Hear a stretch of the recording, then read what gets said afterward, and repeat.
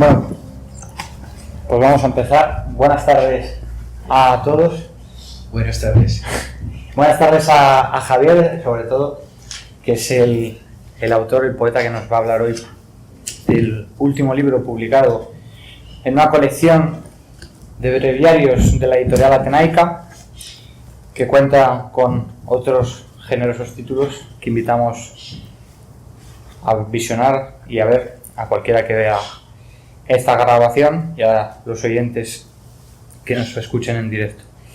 En primer lugar, doy las gracias a Javier por haber asistido, por haberse mostrado dispuesto a presentar el libro, y también aprovechamos para presentar de nuevo la célula de investigación Razón Poética y dar las gracias a la Asociación de Epistemología de la Facultad de Filosofía.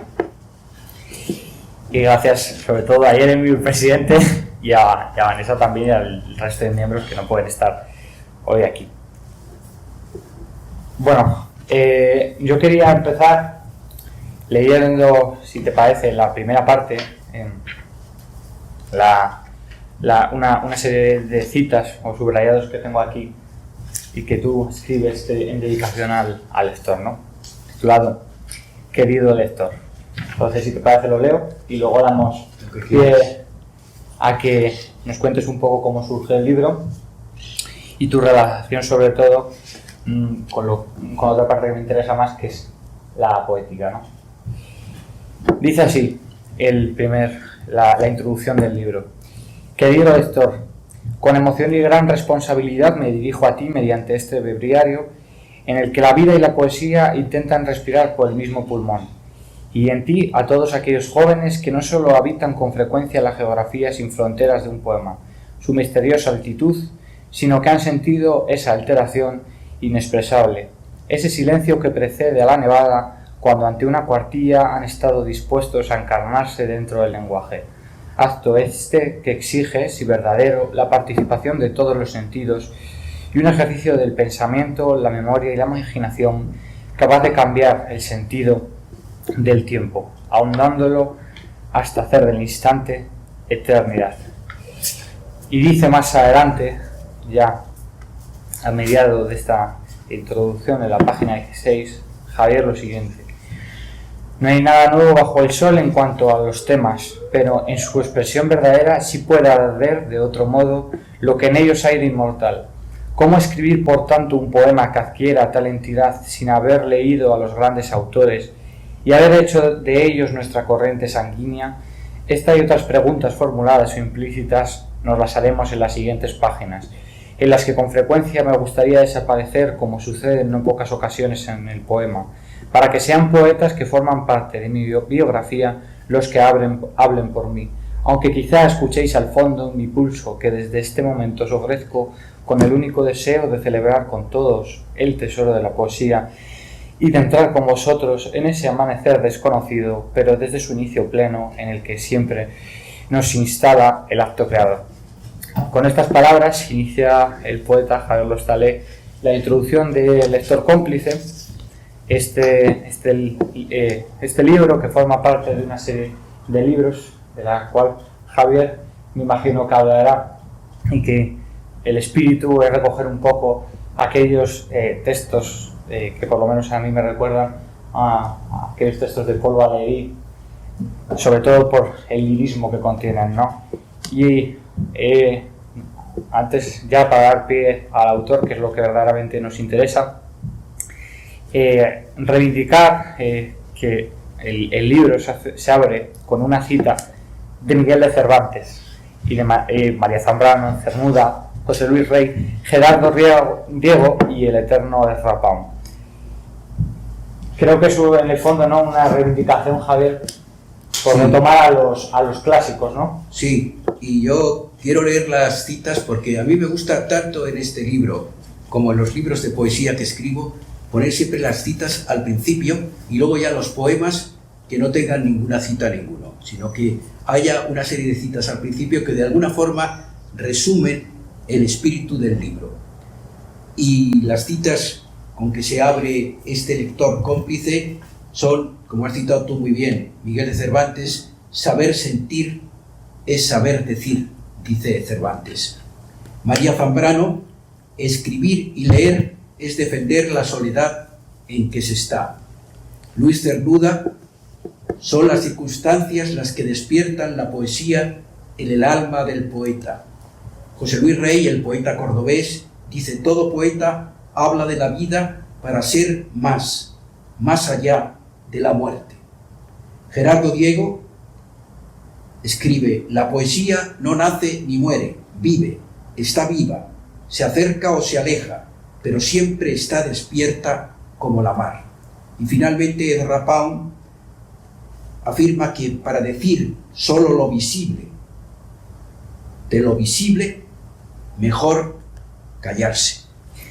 A mí me recuerdan estas palabras de esta, como se introduce el libro, ¿no? Esta serie de citas a una serie de conceptos que, no sé si con intención o sin intención, y a una serie de conceptos filosóficos, ¿no? Sobre todo la última, para decir solo lo visible, de lo visible, mejor callarse. Aquello de lo que no se puede hablar es mejor callar, ¿no? Sobre todo, saber decir es saber sentir es saber decir, de Cervantes. Creo que es la cita que mejor recoge un poco el espíritu también de esta célula, que es que confluya el pensamiento y el sentimiento, es decir, que confluya el lirismo poético y ciertas categorías filosóficas que, como tú bien citas aquí a María Zambrano, en toda su obra reivindicó ese espíritu poético en la filosofía y ese espíritu filosófico en la poesía. Más allá de la introducción, que es verdaderamente interesante, me gustaría que me hablases un poco del segundo capítulo, que tú titulas A un futuro poeta, que me imagino que tiene evocaciones de Rilke. Claro, sí, es un poco como las cartas, salvando todas las distancias, como las cartas a un joven poeta de Rilke, que todos los poetas jóvenes deben leer. Y aprovecho la ocasión también, porque no lo dije al principio, de agradecer a la célula de la razón poética, al frente de la cual está Jeremy, que me haya invitado a este acto. Efectivamente, pues escribió, como es bien sabido, como todos los lectores y poetas también lo saben, escribió a Franz Xaver Capus, el cadete de la escuela militar de Wiener Neustadt. Le escribió Rilke unas cartas en las que, entre otras cosas, le decía algo que es muy importante: la necesidad que existe de escribir, que debe ser lo que mueva al poeta a escribir el poema.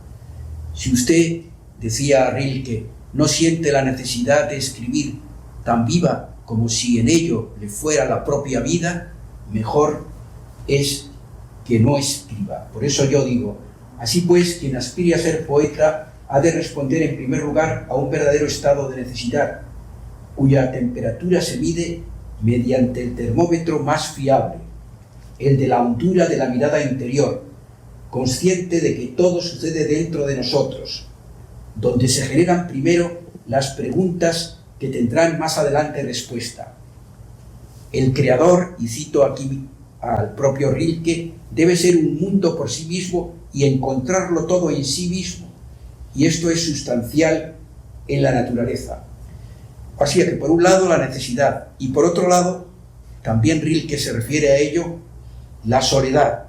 Tanto la necesidad como la soledad, digo, son dos pilares aéreos, como lo es todo en la concepción de un poema, fundamentales, a los que debemos añadir la búsqueda de una voz propia interior, la humildad y la paciencia como elementos fortalecedores de nuestra escritura, y no estar más atentos a lo que nos digan los demás que a la escucha, insistimos, de nuestra voz interior. Además, hablo también de la sintonía, que eso lo sentía muy vivo, igualmente muy viva Rilke, con las ideas de eternidad y de infinitud. líquido amniótico, digo yo, para el desarrollo de todo proceso creador. Cualquiera de los versos de Rilke, señala Stefan Zweig, por efímero que sea su punto de partida, tiende hacia la eternidad. Crece como el árbol que hunde sus raíces en lo hondo de la tierra para elevarse hacia Dios. El poeta, sigue diciendo Zweig, toma una palabra e introduce en ella todo lo creado, o si se prefiere, crea un concepto para que su interior prenda la chispa de lo infinito.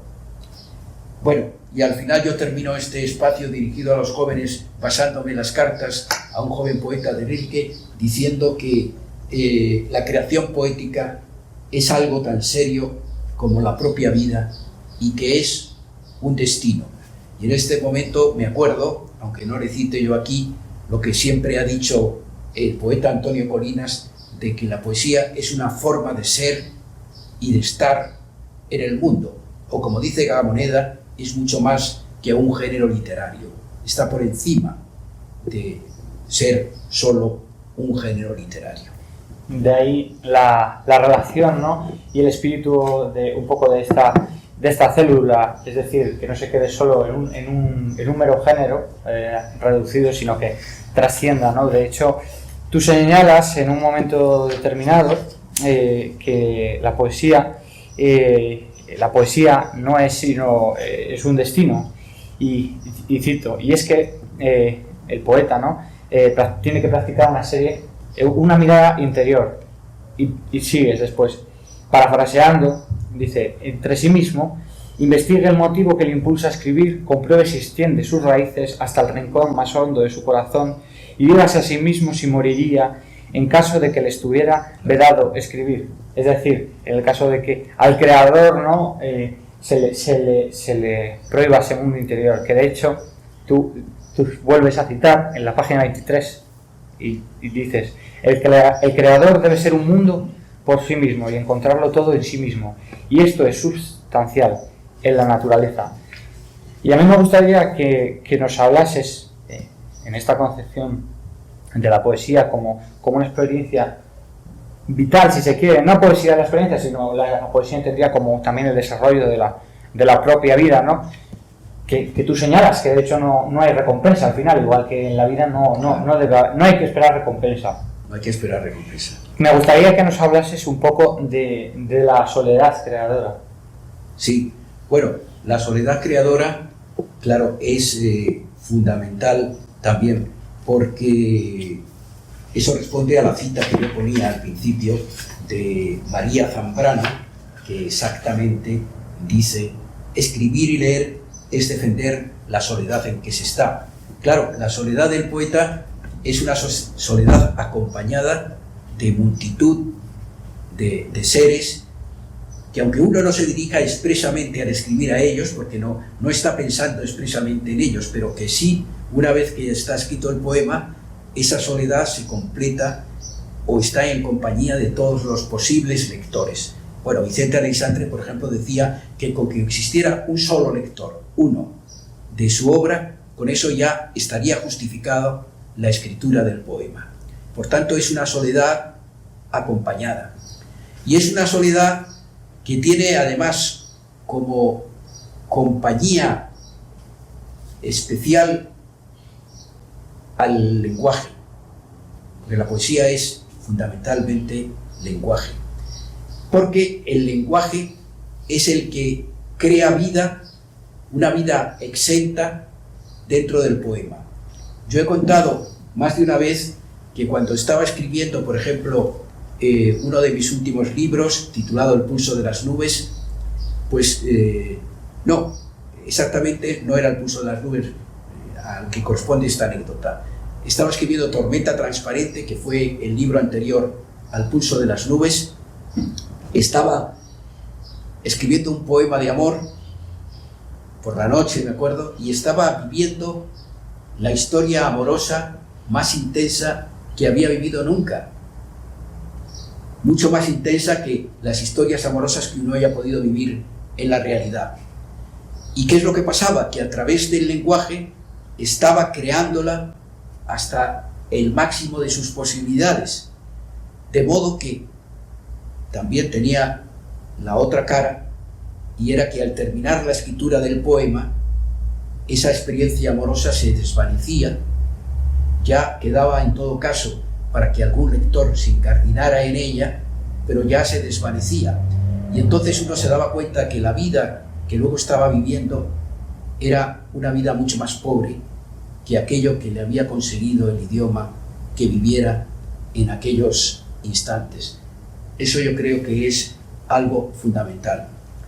Y uniendo a esto la lectura, porque en este libro se une el acto creador y las últimas páginas o los últimos capítulos están dedicados a la lectura, uniendo la creación a la lectura, Francisco Brines, nuestro último premio Cervantes, con el que yo he mantenido siempre una relación muy estrecha y que fue visitado el otro día.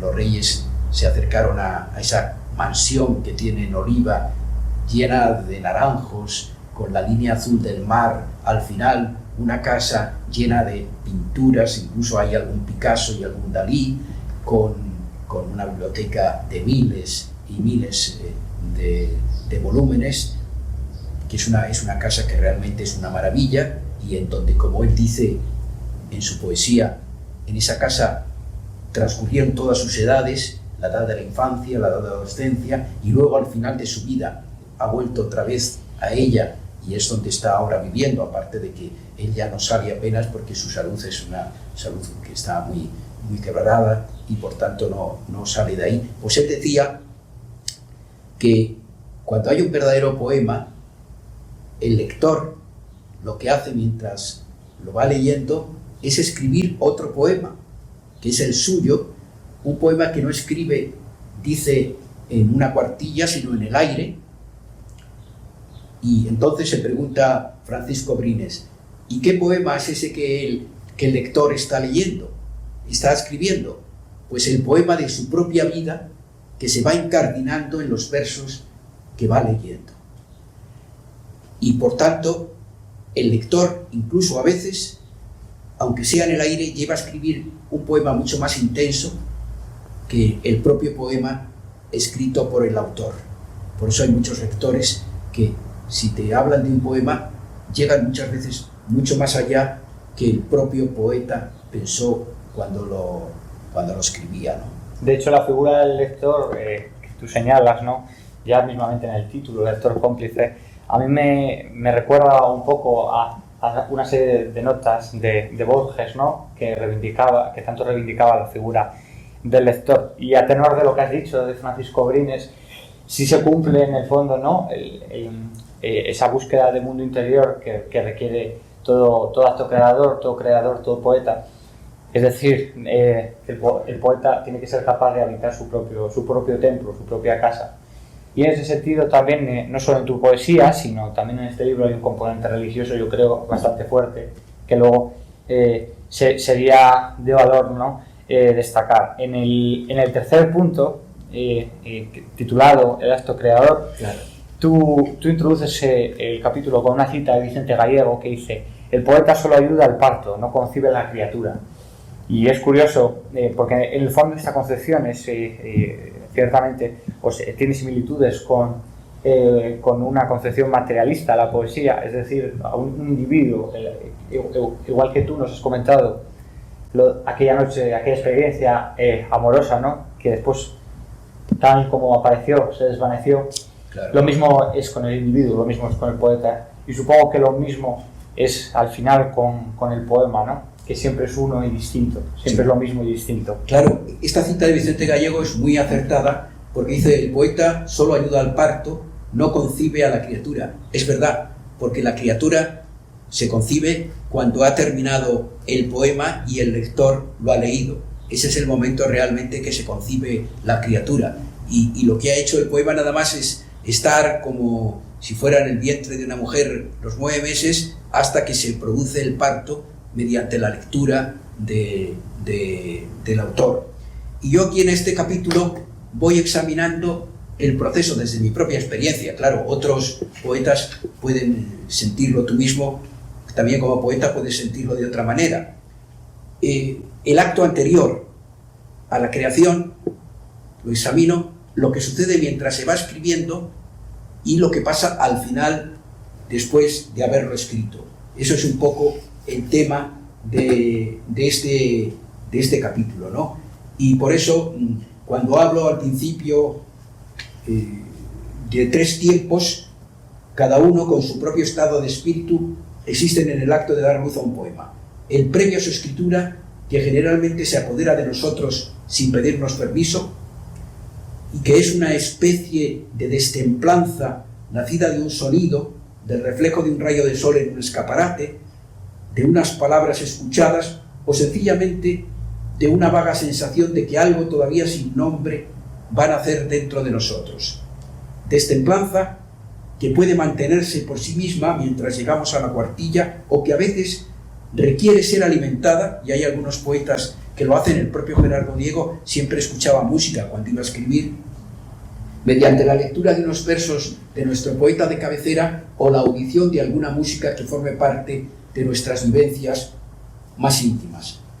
Luego, después, viene ya la escritura del poema, y aquí cito a Octavio Paz, que dice que lo que caracteriza al poema es su necesaria dependencia de la palabra, tanto como su lucha por trascenderla. Sí, porque por un lado las palabras te ayudan, pero por otro lado las palabras se enfrentan a ti, pueden más que tú. De ahí esa lucha de que cuando buscamos expresar exactamente lo que estamos sintiendo, no demos con las palabras necesarias para ello. Y es que las palabras son más fuertes que nosotros y hay que luchar muchas veces contra ellas.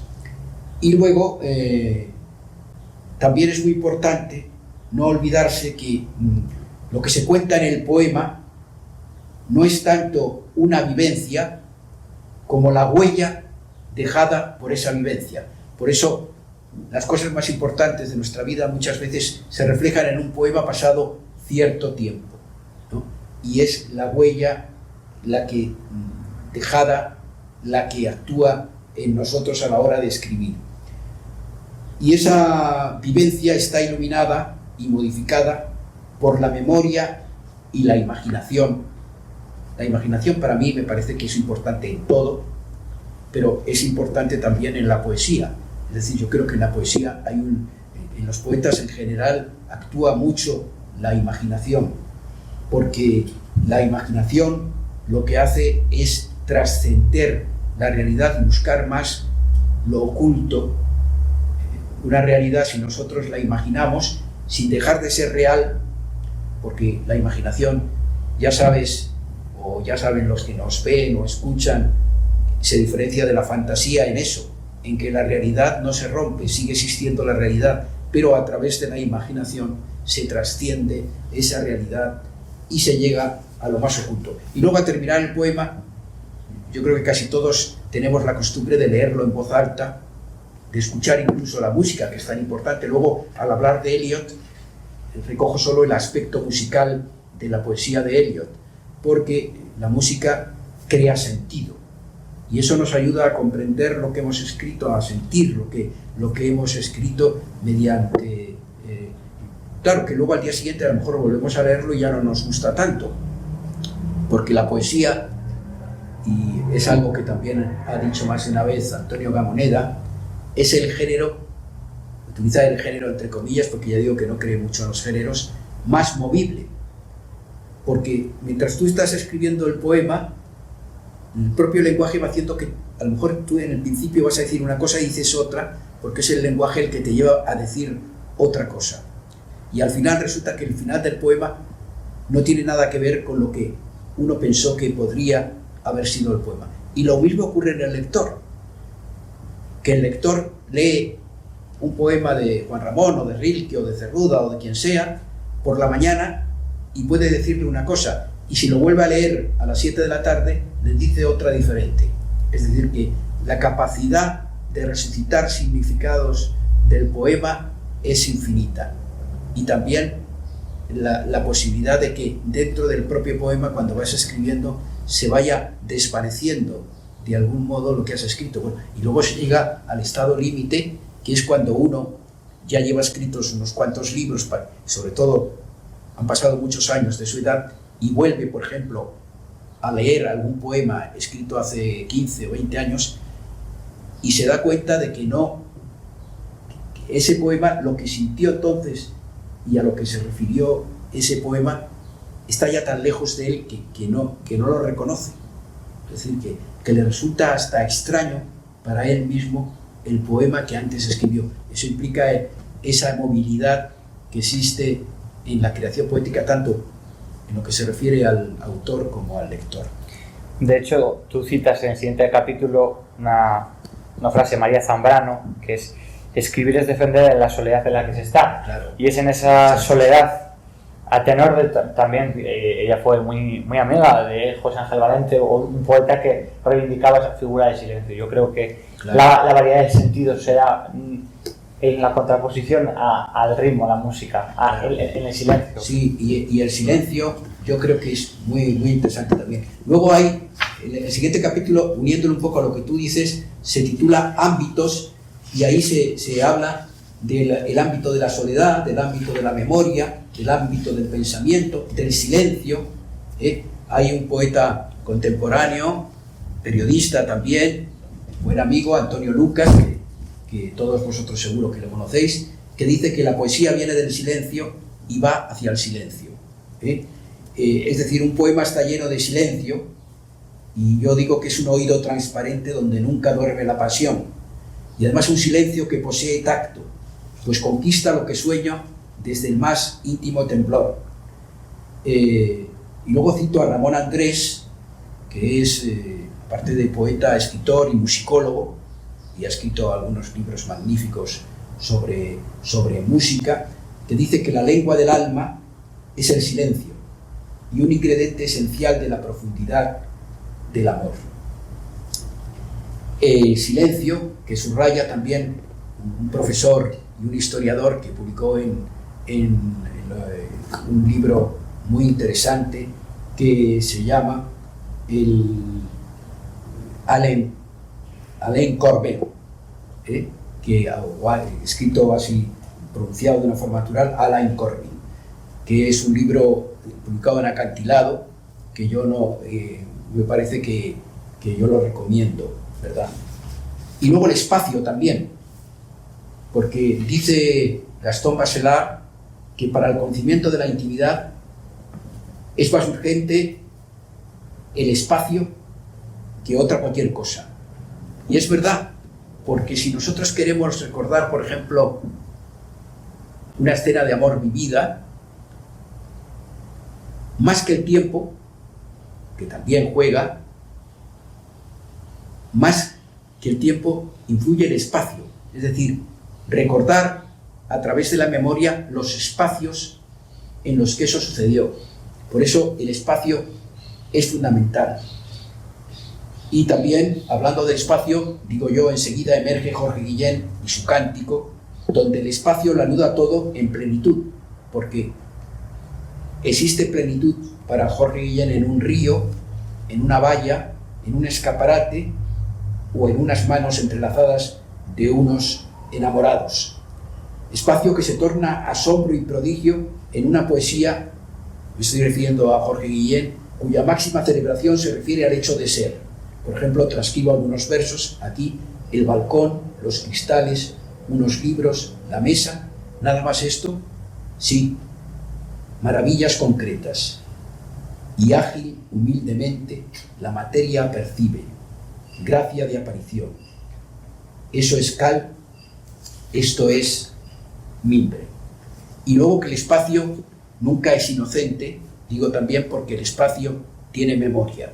Precisamente a través de la memoria es como se consigue esa resurrección dentro de nosotros de otras vidas vividas. Esto lo hablo un poco en el cuarto, y luego ya paso al quinto capítulo, en donde sí me gustaría detenerme, por ejemplo, en alguna de las respuestas que da Juan Ramón Jiménez a jóvenes poetas, o Shelley, o Eliot, o Paul Valéry, o Juan Ramón Jiménez, que todos ellos van respondiendo a los poetas.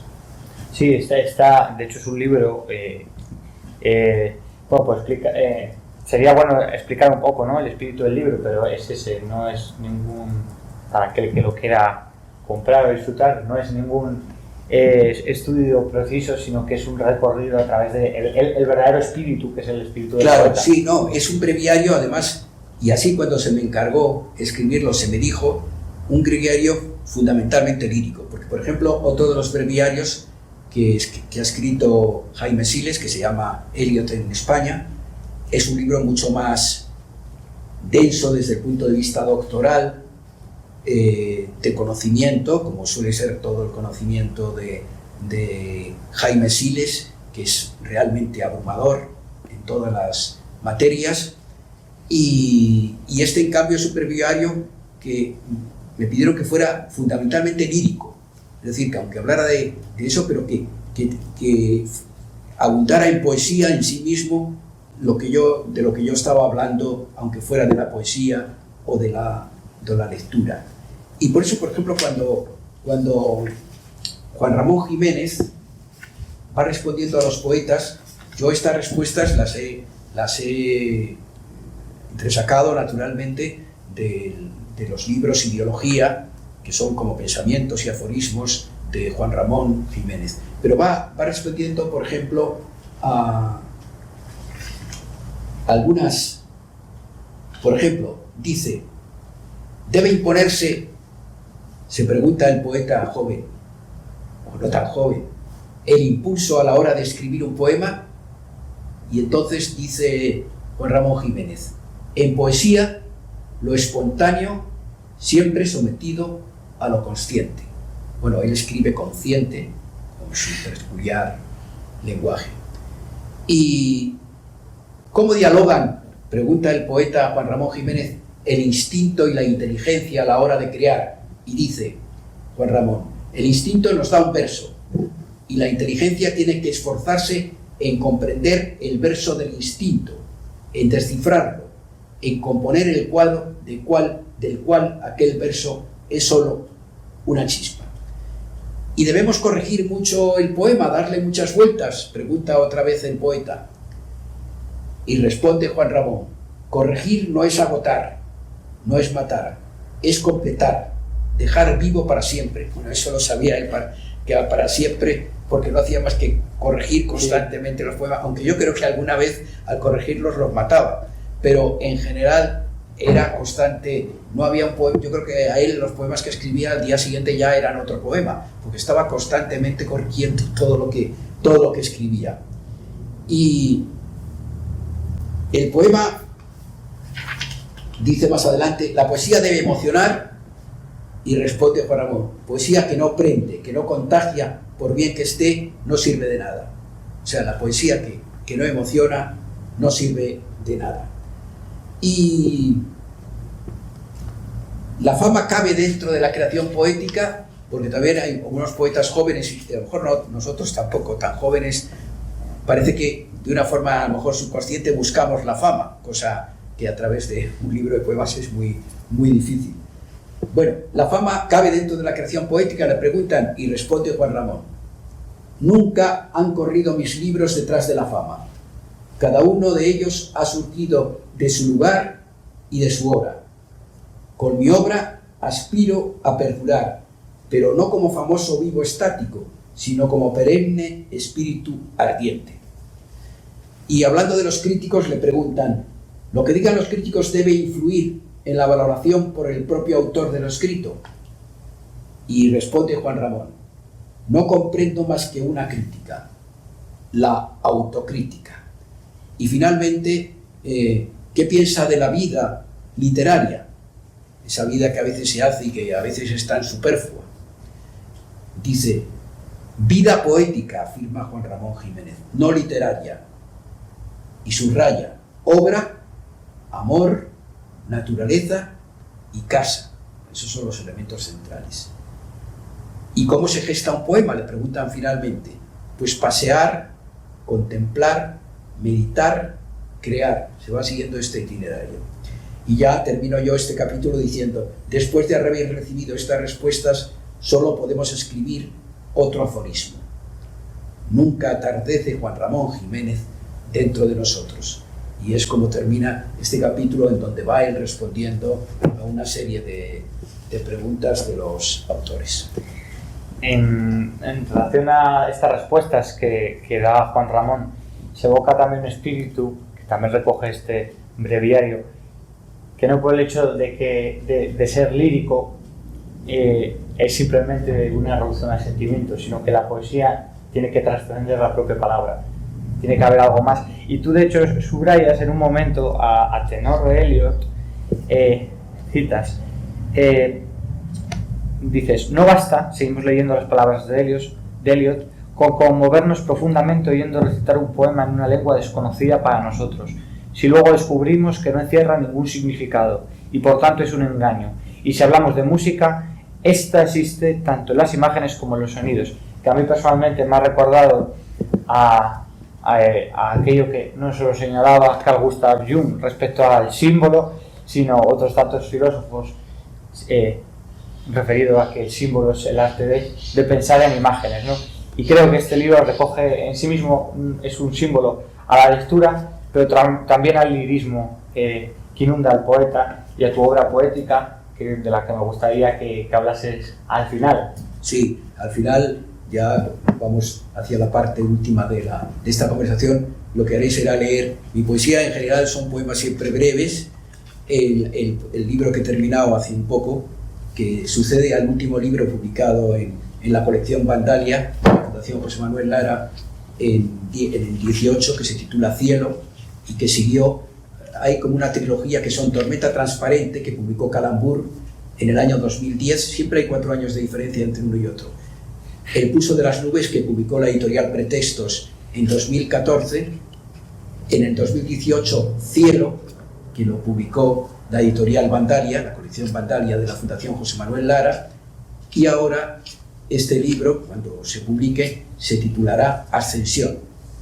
Es decir, que sigue una línea más o menos semejante a esta nueva etapa, que no tiene que ver nada con la etapa primitiva mía, cuando yo escribí Jimmy, Figura en el Paseo Marítimo, La Rosa Inclinada, en fin, libros que eran, siendo yo el mismo que lo escribo, porque claro, no podemos dejar de ser nosotros los que escribimos, pero son distintos porque a medida que uno sobre todo se va haciendo muy mayor, se va depurando cada vez más el lenguaje y buscando lo esencial y ahorrando las palabras que se utilizan y buscando, eso sí, como digo, lo esencial, cosa que uno busca pero no siempre naturalmente consigue. Antes, lo que sí quiero decirte es que en este libro también hay un sismógrafo de varias poesías, en donde hablo de una serie de poetas como por ejemplo Pureza Canelo, Clara Janés, sobre Vicente Aleixandre, Antonio Gamoneda, Vicente Aleixandre, Rafael Pérez Estrada,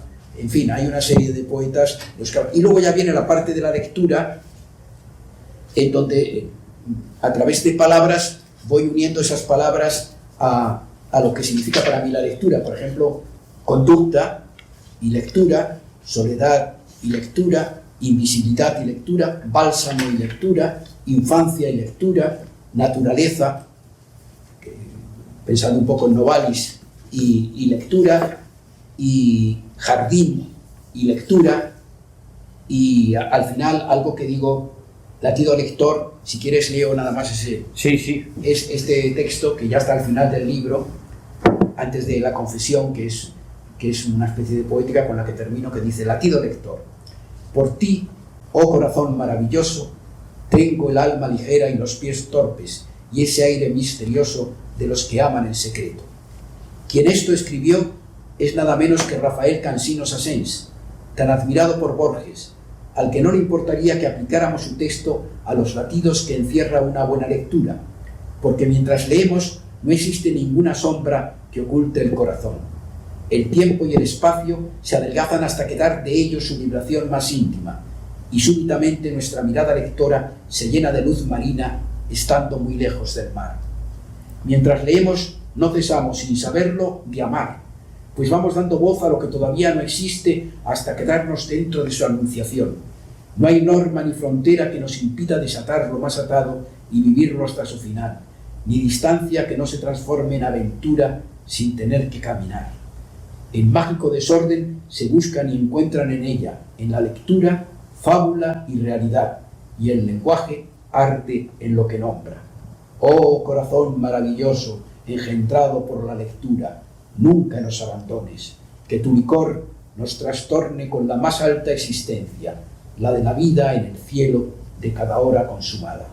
Aquí es donde se cierra un poco el libro, después de todos esos textos dedicados a la lectura, en la que está también presente el amor, por ejemplo, dos amantes que están leyendo el mismo libro y cómo a través de la lectura del mismo libro se comunican sin decírselo, a través de esa lectura. Y luego ya termino con una poética, con mi poética, que es la poética de toda mi obra, que si quieres, antes de esa brevísima lectura de esos poemas, sí, puedes leerla tú, perfecto, porque esta poética la escribí como tal poética, pero luego resulta que fue un poema en prosa, porque además es verdad que las poéticas son muy engañosas. Esto lo hemos comentado yo muchas veces con Jaime Sines, porque a veces escribimos poéticas en las que decimos cosas que luego no tienen que ver nada con nuestra poesía y que no se cumplen en nuestra poesía. Es decir, que es una especie de invento para justificar un texto que nos piden para que escribamos algo sobre nuestra propia poesía, lo cual es muy difícil siempre de escribir sobre la obra de uno, es muy difícil, tiene que ser otros los que hablen de ella, ¿no?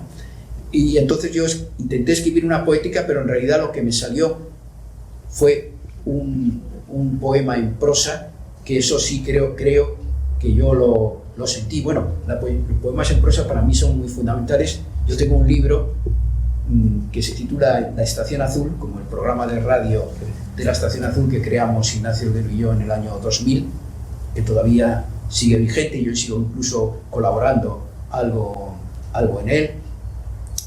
Pues en La Estación Azul es un libro de poemas en prosa en donde entro yo sobre el cuerpo del silencio, sobre el cuerpo de un aplauso, sobre la fidelidad, sobre la oración, sobre el amor naturalmente, sobre muchos temas.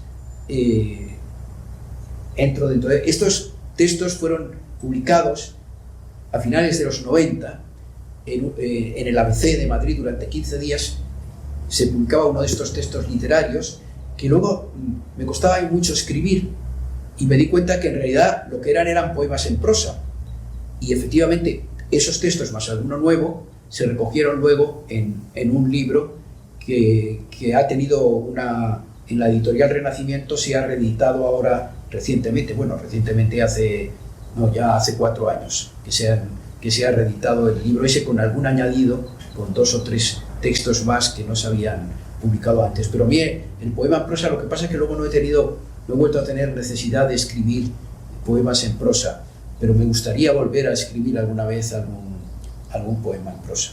Lo importante, como tú señalas, el título de la parte octava, ¿no?, de este breviario, supongo que es ser dentro de la lectura, ¿no? Ser dentro de la... Y esto es un poco lo que reúne la última parte, que tú dedicas además a todos los lectores cómplices. Claro, sí. Por eso se llama lector cómplice, porque en realidad, aunque está dedicado a los creadores, sobre todo la primera parte, luego hay una parte en la que se une, como dije al principio, escritura y lectura. Pues si quieres leemos la poética, o lees tú la poética, y luego ya terminamos leyendo estos muy breves, porque mi poesía siempre es muy breve, 4 poemas o una cosa así. Estupendo. A mí me recuerda esto que has dicho de los lectores cómplices, ¿no?, a esta cita del poeta Rimbaud, ¿no? Yo es otro, quizá el lector es otro siempre, en el fondo. Claro, sí. Y en este apartado de mi poética, que tú dedicas a todos los lectores cómplices, escribes lo siguiente: escribo porque me salva, porque es lo único que me queda, porque fija un sonido, unas luces, el final de un acto de amor, el escenario de unas horas de deseo. Escribo porque están conmigo los que ya nunca estarán, porque bajo al mar desde la mesa donde apoyo la cuartilla y me quedo quieto en la memoria de un cuerpo, y prolongo unas voces hasta perder la noción del tiempo, días y años juntos, apretados en un instante que me deja sin defensa. Escribo porque al abrir el seno de una palabra encuentro la iluminación última del beso, porque pronuncio a solas mi única verdad, esa que después desmiento con mi vida.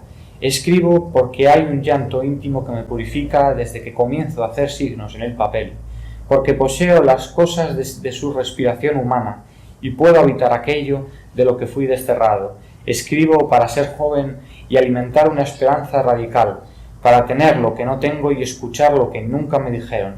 Escribo porque nunca fue más bello el engaño. Sí, eso es la poética que siempre cuando he recopilado o hecho alguna antología como poética ha figurado, pero que en realidad más que poética es un poema en prosa. Vamos, eso se puede poner perfectamente en versos normales y da lo mismo leerlo en versos convencionales que... El mismo Gerardo tiene, claro, Gerardo Diego. Claro, como si fuera un poema en prosa. Bueno, España tiene buenísimos poetas en prosa, no digamos, bueno, Cernuda es un poeta en prosa magnífico, tiene un libro magnífico en prosa, y hay otros muchos poetas, Juan Ramón Jiménez también, en fin, hay muchos, y el poema en prosa empieza, como sabes tú, desde el siglo pasado ya, y a través de autores franceses, en fin, quiero decir que es un género que es muy, muy interesante y que en realidad, por eso a mí me gusta, no como algunos lo llaman prosa poética, no, una cosa es la prosa poética y otro el poema en prosa.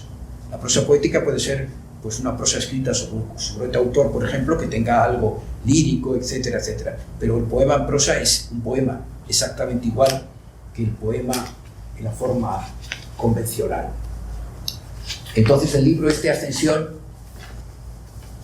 que como digo, acabo de terminar y que espero, si hay suerte y quieren publicármelo, pues se publicaría el año que viene, cumpliéndose entonces ese tiempo de los 4 años, porque el libro Cielo se presentó en febrero del 2018, pues a lo mejor si esto se pudiera presentar en febrero del 2022, pues estaría muy bien, y si no, dentro del año 1922. El primer poema se titula Príncipe, y dice así: ser un príncipe de nadie es la aventura más hermosa. Tumbado, abrir la ventana y posar los ojos en la línea del horizonte hasta que en ellos tiemble el mar es un saber tan hondo que torna infinito el latido auroral del deseo, y un pulso sin cuerpo todo en su numen abraza. Ser un príncipe olvidado es memoria de un corazón que continuamente florece sin tiempo ni lugar, lumbre sola en concepción. Ser un príncipe sin territorio es la conquista más hermosa, pues solo el sueño de alguien habitará algún lugar. Ser un príncipe sin nombre es la espera sin reino del bautismo total. El siguiente poema se titula Adviento. Siempre habrá alguien en tu vida que no te deje anochecer. Criatura sin nombre ocupará con su ángel invisible cada uno de tus sueños para que, aun destronado, sea tu soledad respuesta a un fervor desconocido. Siempre habrá una señal con la transparencia virgen de un tacto inmóvil que te anude a un ser hasta borrarte dentro de su luz. Siempre habrá un adviento de labios sin palabras que a tu deseo te sellen.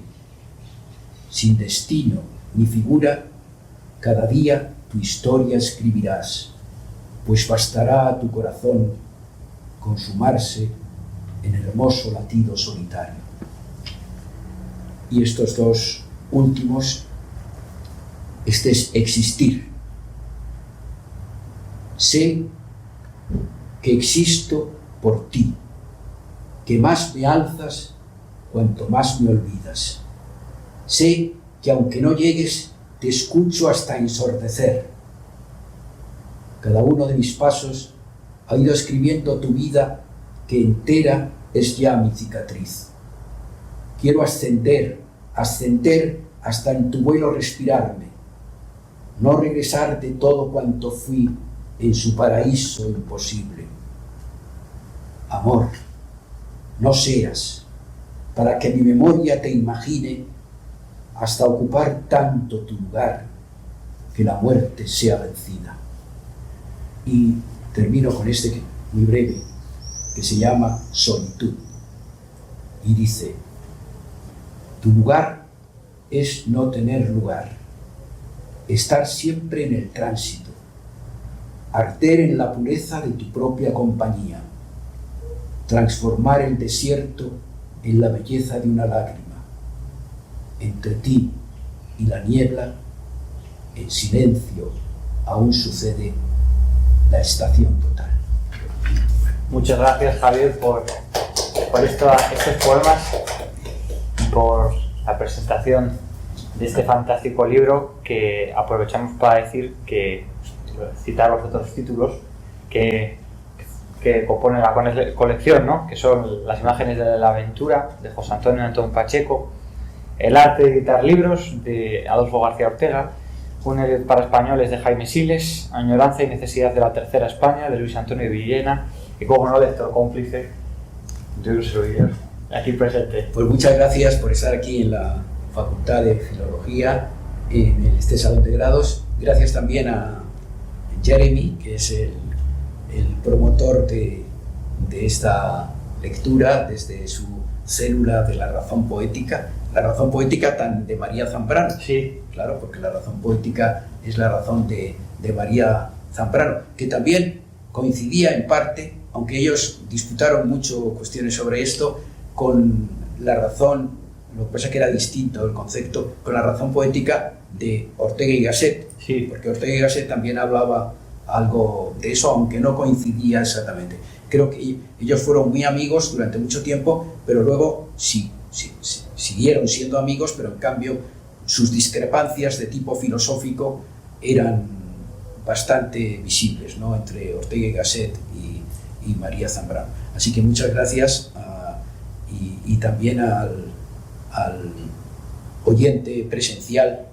Con que haya un solo lector de su obra. Con que haya un solo lector, efectivamente, presencial, porque eso ha establecido una comunicación mucho más directa, aunque ahora aquellos que lo deseen pues pueden también... Sí, pues esto quedará grabado entonces. Volver a leerlo. Así que muchas gracias y me gusta mucho volver a esta universidad donde estuve además hace muy poco tiempo y que está tan cerca de donde yo estudié, que yo estudié Derecho en la facultad antes de dedicarme a la radio, que ha sido la profesión de mi vida durante 36 años y aún así, y aún todavía sigo... En el pie del cañón.